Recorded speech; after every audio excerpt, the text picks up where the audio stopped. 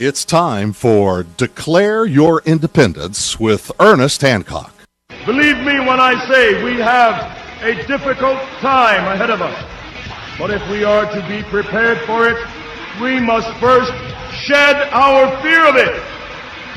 I stand here without fear because I remember that I am here not because of the path that lies before me, but because of the path that lies behind me. I remember that for 100 years we have fought these machines. And after a century of war, I remember that which matters most. We are still here! Tonight, let us make them remember we are not afraid!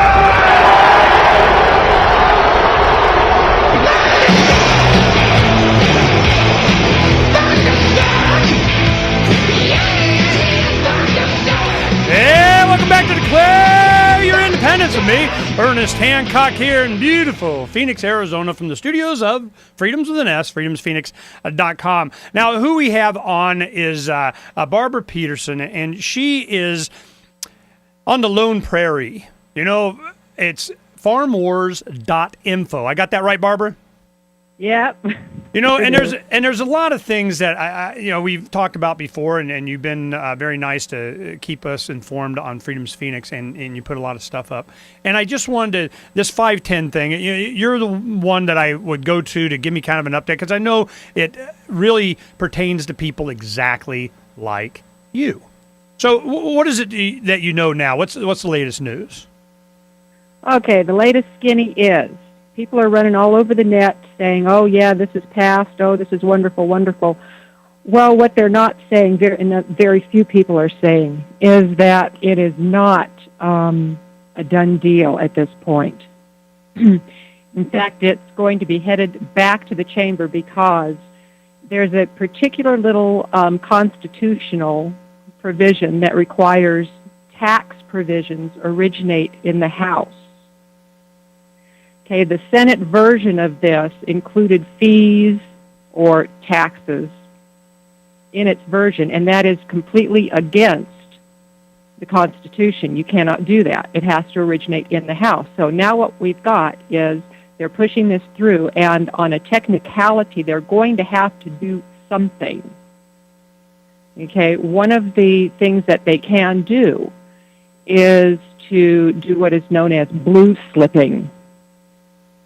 And then the House... okay, wait. You got to tell me what blue slipping is. What the heck does that mean? Yeah, that's it.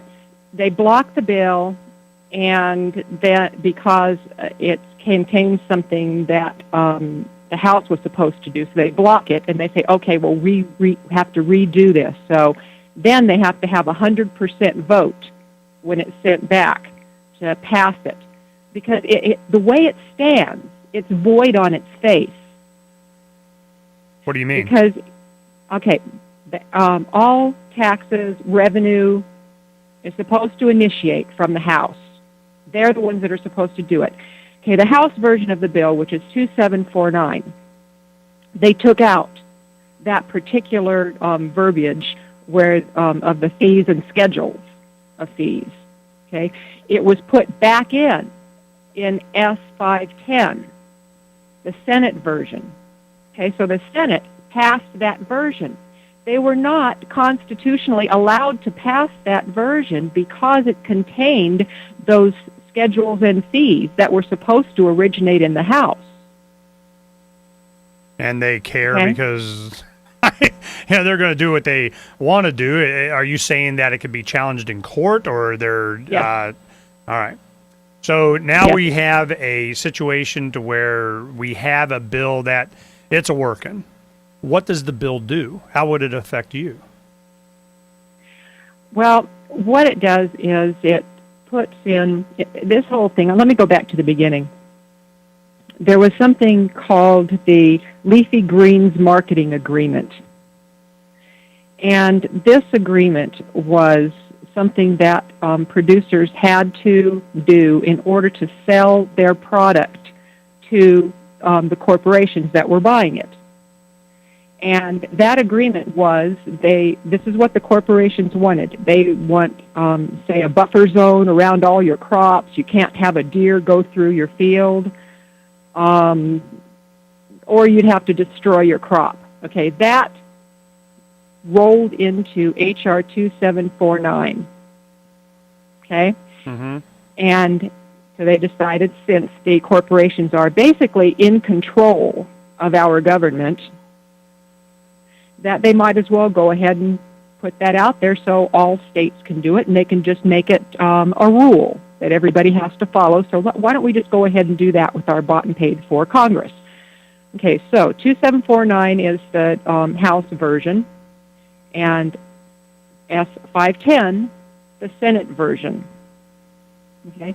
Now, what this did to this leafy greens marketing agreement, what this did to farmers was totally ridiculous. I mean, can you imagine if you have an organic farm and you have seen to it that you have buffer crops around your farm that will take away certain pests? You know, there's things you can do. You can plant marigolds to repel this pest and all that kind of stuff. So they do that. But through some arbitrary enforcement agreement, they have to now, through leafy greens, eradicate all of, say, a huge buffer zone. They have to get rid of all those protecting crops that are around their cash crop, because somebody in a little white suit with glasses on, who's never been in a farm in his life, determined that that's how you get a sterile environment for your crops. There's never going to be a sterile environment for your crops. Okay, crops are grown, organic crops are grown with things like manure. All right? When you start getting into having to have a sterile environment for your crops, then you start getting into things like, well, now we have to have it sprayed with Roundup. Now we have to have all these other things put in place that are just absent of any logical thinking, but are determined to be science-based. So that's what they're pushing through. What this does too is it just blows me away. What's happening is these people in these larger organizations, what we're seeing are they're coming out of the woodwork now, and their cover is being blown. You know the popular Food Inc. That movie? Mm-hmm. That, yeah, everybody loves that. Oh, that is supposed to be the stand for American food freedom. Baloney. Give me a break. Michael Pollan, he comes out and he says, we love S510. And he made the statement that there is nothing in S510 that pulls us into the World Trade Agreements or Codex. That is an out-and-out lie. Because all you have to do is go through S510 and get it in a PDF and pull up the Control-F function and type in Codex. And what you'll find in Section 306 is whether and how to harmonize with requirements under Codex. What are the two key words in that sentence? The two key words are harmonize. And. Yeah. And requirements. They're not saying if we should harmonize with Codex requirements, but how to harmonize with Codex requirements. Okay, now let's talk. Now let's talk about Codex. Now, Codex is it's kind of this international UN base. What happened in Europe is it started to get where supplements were starting to be regulated and controlled, vitamins and minerals and all this kind of stuff. And they're been for a long time trying to integrate it somehow into where America would be subject to this. And is this kind of a backdoor for that? Is that what you're saying?